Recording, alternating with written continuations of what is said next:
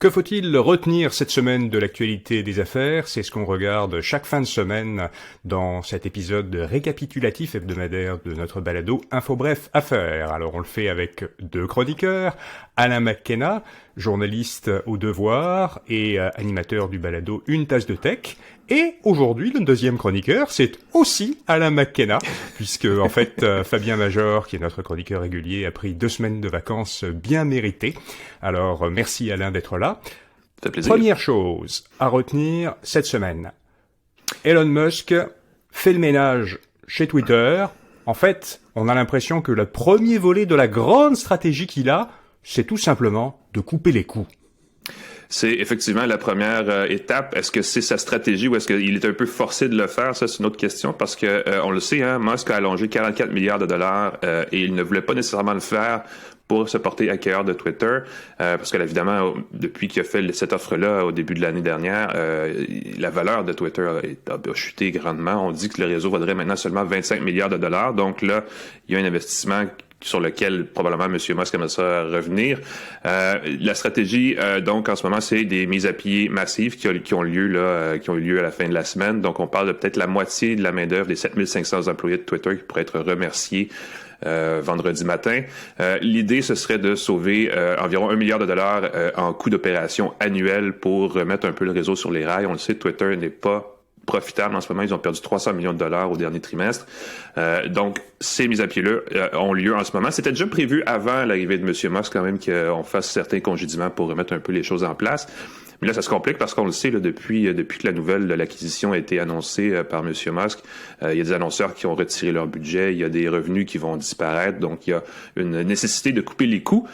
Et évidemment, bon, ça arrive dans un moment où on se demande si ça va pas affecter, parce que la moitié des employés, c'est quand même beaucoup de monde, on se demande si ça va pas affecter le bon fonctionnement du réseau et tous les mécanismes qui existent autour là pour rendre tout ça fonctionnel, mais aussi consommable d'une certaine façon, parce qu'on le sait, il y a beaucoup de bruit sur Twitter, et il y a beaucoup de mécanismes, il y a beaucoup de gens qui sont là pour s'assurer que le message fonctionne plutôt bien. Là. Mais des gros licenciements dans une entreprise technologique comme Twitter, ça n'a pas forcément de rapport avec la situation économique générale, mais ça arrive à un moment donné qui est quand même spécial, c'est-à-dire qu'après des années et des années où les entreprises technologiques se battaient et offraient des salaires de plus en plus élevés en gens de technologie, on n'avait pas vu ça depuis un moment, donc c'est vraiment un changement de paradigme d'une certaine façon. Oui, ben c'est dans le cas de Twitter, ça allait déjà un peu mal, mais on le voit effectivement à la Silicon Valley. Microsoft aussi a procédé à des congédiements récemment, donc on sent qu'en ce moment on est dans une situation inverse à ce qui s'est produit depuis plusieurs années où on était en croissance et on embauchait. Dans le cas de Twitter, c'est un peu plus grave et ça arrive à un moment un peu plus discutable aussi parce que on le sait aux États-Unis, il y a les élections de mi-mandat qui s'en viennent et si on n'a pas les mécanismes de modération sur Twitter, il y a bien des gens qui craignent que ça puisse servir d'outil pour mobiliser des foules qui seraient insatisfaites des résultats électoraux, hein, parce qu'on le sait aux États-Unis, c'est très sensible cette situation-là. Et à plus long terme, on se demande aussi comment ça va affecter cet outil de modération et ces mécanismes pour bloquer ou empêcher certains utilisateurs d'utiliser la plateforme pour partager des propos soit haineux ou violents ou de la fausse information. Donc effectivement, il y a plus de questions en suspens maintenant que cette mesure-là a été mise en place qu'il y a de réponses. Donc ça va être à suivre cette situation-là. Cela dit, on se doute que Elon a quand même d'autres choses dans ses cartons, dans ses idées des développements pour Twitter. Une des directions, alors qui semble émerger selon les premières rumeurs, ce sont des services payants. Oui, ben on a entendu parler beaucoup de cette espèce de volonté de créer un service par abonnement à 8 $ par mois qui permettrait de se certifier soi-même d'une certaine façon, mais il y a aussi d'autres outils qui pourraient s'en venir. Un de ceux-là, ce serait une messagerie chiffrée, une messagerie privée, donc qui serait sécurisée, qui pourrait remplacer le fameux DM, là, la messagerie privée actuelle de Twitter pour justement permettre des communications plus sûres et qui serait effectivement offerte par abonnement. On imagine que dans la stratégie de Musk, qu'on commence par les mauvaises nouvelles étant les coupures, ces choses-là, et que les bonnes nouvelles, donc les nouveaux services, verront le jour dans les prochaines semaines. Deuxième chose à retenir cette semaine, on a eu l'énoncé économique, la mise à jour économique du gouvernement fédéral par la ministre des Finances, Chrystia Freeland. Une nouveauté, c'est une taxe sur le rachat des actions par les sociétés cotées en bourse. Oui, ben ça a l'air banal comme ça, mais c'est quand même une mesure qui envoie un message, qui veut envoyer un message fort au secteur des affaires canadien. La mise à jour quand même qui contient, qui se veut très sévère parce que la situation économique au Canada s'est dégradée beaucoup ces derniers mois et pourrait continuer d'aller moins bien que prévu pour au moins un an et demi encore. On parle d'un retour à l'équilibre budgétaire vers 2026-2027, donc il y a cet horizon-là devant nous. Et à travers ça, ce que Mme Freeland dit aux entreprises avec cette nouvelle mesure, une taxe de 2% sur les rachats d'actions, c'est que c'est le bon moment maintenant, non pas pour remettre de l'argent aux actionnaires, mais pour réinvestir dans vos propres opérations, pour améliorer votre productivité, pour moderniser vos affaires, pour réinvestir dans la recherche et développement au Canada. C'est une taxe donc de 2%. C'est plus symbolique qu'autre chose parce que ce qu'on calcule, c'est que ça pourrait rapporter au gouvernement une somme de 2 milliards 500 millions au cours des 5 prochaines années. Donc, c'est pas un très gros montant d'argent substantiel, mais ça viendrait un peu recréer un équilibre, parce qu'on le sait, pour les entreprises cotées en bourse, il y a deux façons de remettre l'argent aux actionnaires, c'est à travers un rachat d'actions comme celui-là ou des dividendes. Et les dividendes sont déjà imposés et je pense même qu'ils sont imposés 2 fois.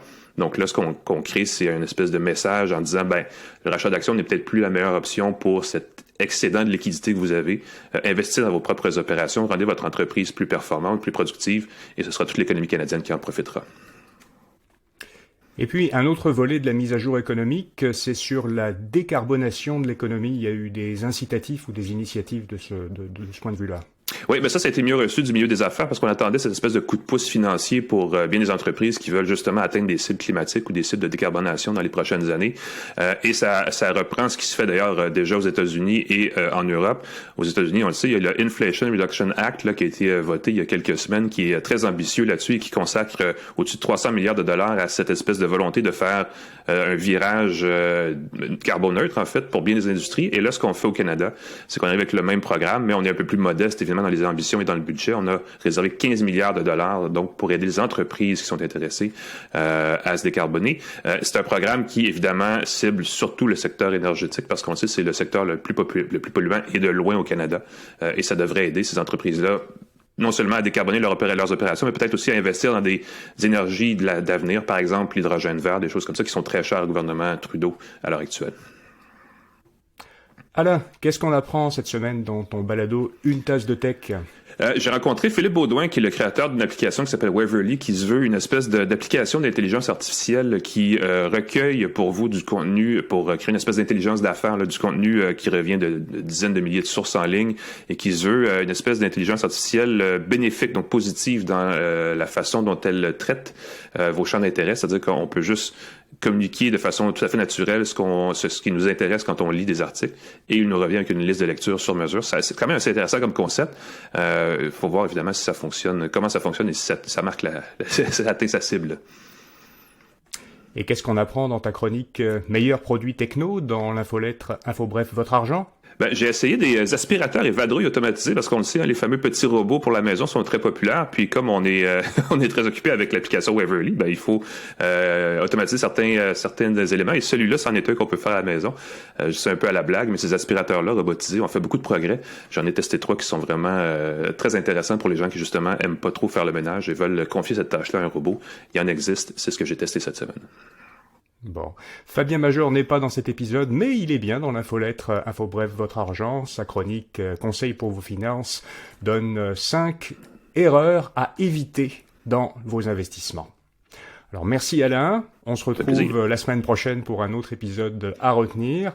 Moi je vous retrouve tous les jours de la semaine, du lundi au vendredi, dès tôt le matin, si vous voulez vous réveiller avec l'essentiel des nouvelles affaires, économie, finances et technologie, avec le balado InfoBref Affaires sur votre plateforme de balado préférée, sur YouTube et sur Alexa.